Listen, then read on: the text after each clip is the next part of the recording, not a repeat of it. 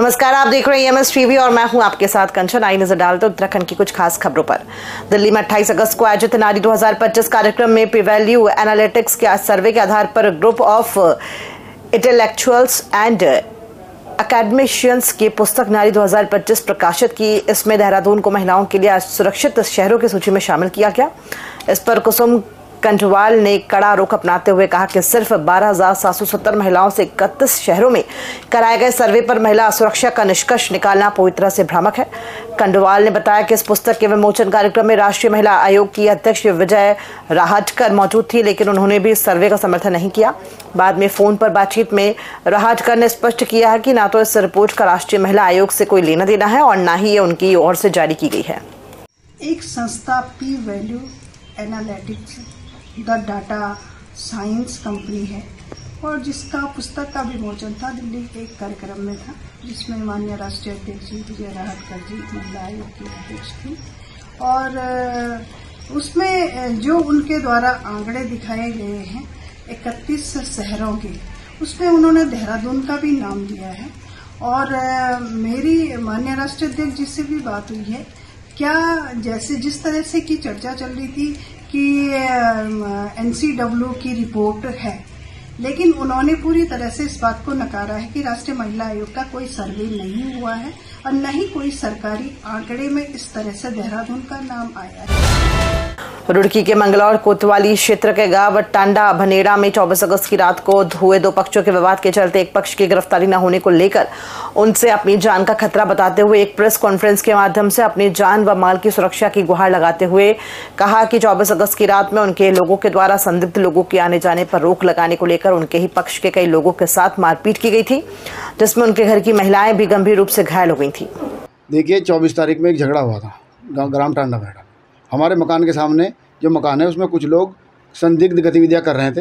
हमने उस पर आपत्ति लगाई तो मकान मालिक द्वारा हम पर हमला किया गया और बहुत बुरी तरह से वहाँ हमारे यहाँ तोड़फोड़ मचाई गई। और ये सब आप देख रहे हैं, इतना सारा जुल्म हमारे पर हुआ है, हमारे इतने लोग घायल किए गए हैं। तो हमने ये पुलिस में तहरीर दर्ज कराई, पुलिस वहाँ पे गई, पुलिस ने ही हमारे लोगों को घर में से उठा के मेडिकल कराया। हम पुलिस का यहाँ पर धन्यवाद करते हैं, हमारी पुलिस बहुत अच्छी है, टाइम से पहुँची। पुलिस ने सब कुछ देखा और जानने की कोशिश की। लेकिन आज लगभग 6 दिन हो गए हैं, FIR हमारी तरफ से दर्ज हो चुकी थी और आज भी गांव में डर का माहौल बना रखा है। चौक चौराहों पे लगभग 20-30 लोगों का झुंड बना के लोग बैठे हुए हैं। ना तो हमें आने दिया जा रहा है, ना जाने दिया जा रहा है। हमें देख के कमेंट मारते हैं और उंगलियां हमारी तरफ को दिखाते हैं, कभी थूकते हैं। और वहाँ बहुत ही गंभीर माहौल है, किसी भी वक्त हम पर हमला किया जा सकता है। हमें धमकी दी जा रही है, हमें अपनी जान का खतरा है। हम प्रशासन से गुजारिश करते हैं कि हमें सुरक्षा दी जाए और हमारी रक्षा की जाए। किराए के मकान में अनैतिक देह व्यापार करवा रहे केयरटेकर सहित 5 अभियुक्तों, 2 महिला 3 पुरुषों को मौके से गिरफ्तार किया गया। अभियुक्त द्वारा मकान को किराए पर लेकर चलाया जा रहा था अनैतिक देह व्यापार का धंधा। मौके से पुलिस को नकदी व आपत्तिजनक सामग्री बरामद हुई। वरिष्ठ पुलिस अधीक्षक को गोपनीय माध्यमों से विकास नगर क्षेत्र अंतर्गत हरबट्टपुर में स्थित एक मकान में अनैतिक देह व्यापार करवाए जाने की सूचना प्राप्त हुई। उक्त सूचना पर SSP देहरादून द्वारा प्रभारी anti human trafficking unit Dehradun को तत्काल आवश्यक कार्रवाई के निर्देश दिए गए हैं। कुछ दिनों से भाजपा के कुछ विधायकों की नाराजगी सोशल मीडिया और बयानों के माध्यम से सामने आ रही है, जिस पर पार्टी प्रदेश अध्यक्ष महेंद्र भट्ट ने कहा कि किसी को भी पार्टी प्लेटफॉर्म से बाहर बयानबाजी की अनुमति नहीं है। उन्होंने साफ किया है कि संगठन से जुड़े विषयों पर विधायक और दायित्वधारी सीधे प्रदेश अध्यक्ष से और सरकार से जुड़े मुद्दों पर मुख्यमंत्री से बात करें। सोशल मीडिया या समाचार पत्रों में इस तरह के बयान अनुशासनहीनता की श्रेणी में आते हैं और इस पर पार्टी बहुत रुख सख्त अपनाएगी। देखिए, पार्टी में किसी भी व्यक्ति को पार्टी के अनुशासन से बाहर जाने की अनुमति कतई नहीं दी जाएगी। और हमने अपने सभी विधायकों को, दायित्वधारियों को कहा है, कोई विषय है अगर वो संगठन से जुड़ा हुआ है तो मुझसे बात करें, सरकार से जुड़ा है मुख्यमंत्री बात करें। लेकिन सोशल मीडिया के माध्यम से, समाचार पत्रों के माध्यम से इस प्रकार के विषय, जो विषय अनुसार के दायरे में आते हैं, उस विषय में पार्टी बहुत सख्त एक प्रकार से सख्ती से लेगी और इस प्रकार की अनुमति हम किसी को दे नहीं सकते। मसूरी गोलीकांड की 31वीं भर्ती पर आज मुख्यमंत्री पुष्कर सिंह धामी ने शहीद स्थल झूलाघर पहुंचकर राज्य निर्माण में अपनी जान गंवाने वाले 6 आंदोलनकारी को श्रद्धा सुमन अर्पित किए। भारी बारिश के बावजूद भी शहीद स्थल झूलाघर पर सैकड़ों की संख्या में राज्य आंदोलनकारी और स्थानीय लोग शामिल हुए। सुबह सर्वधर्म सभा का आयोजन किया गया, जिसमें राज्य आंदोलनकारी के शहीदों की आत्मा की शांति के लिए प्रार्थना की गई। उत्तराखंड राज्य में अहम योगदान देने वाले हकम सिंह पवार और आंदोलन में घायल राजेंद्र पवार की माताजी को शॉल भेंट कर सम्मानित किया गया। मैं मसूरी गोलीकांड के सभी अमर बलिदानियों को मैं नमन करता हूं, अपनी श्रद्धांजलि अर्पित करता हूं। अपनी उत्तराखंड राज्य की ओर से हम सब उनका स्मरण करते हैं। हम उत्तराखंड आंदोलनकारियों को भी नमन करते हैं, जिनके संघर्षों के कारण से हमको उत्तराखंड राज्य प्राप्त हुआ। अटल जी का भी स्मरण करते हैं कि उन्होंने भी अपने प्रधानमंत्रित्व काल में उत्तराखंड राज्य का निर्माण किया और आज हमारे यशस्वी प्रधानमंत्री श्री नरेंद्र मोदी जी के नेतृत्व में लगातार उत्तराखंड को संवारने का काम हो रहा है। हम इस दिन ये संकल्प लेते हैं, ये दिन हमको ये स्मरण दिलाता है कि हमारे राज्य के बलिदानियों ने अपनी जान की बाजी लगाकर हमको उत्तराखंड राज्य के निर्माण का एक हमारा जो स्वप्न था वो पूरा किया।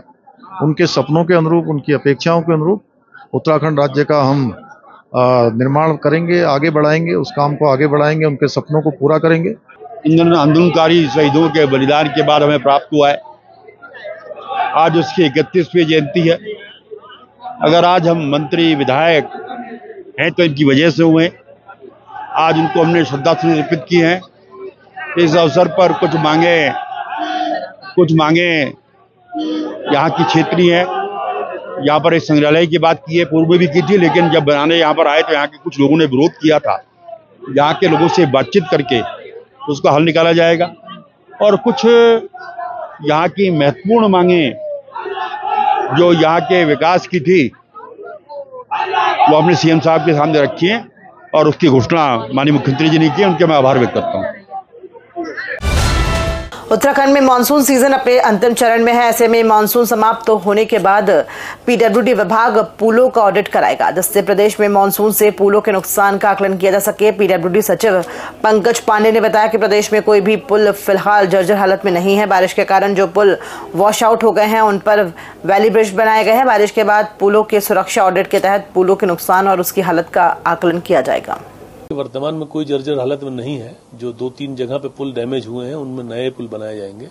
उनमें हमने फिलहाल बेली ब्रिज लगाया है और बारिश के बाद दोबारा से असेसमेंट किया जाएगा कि इस बारिश ने कितने पुलों को अफेक्ट किया है, कहाँ पे किस लेवल का ट्रैफिक रखना है, कैसे उसको बंद करना है, चालू करना है।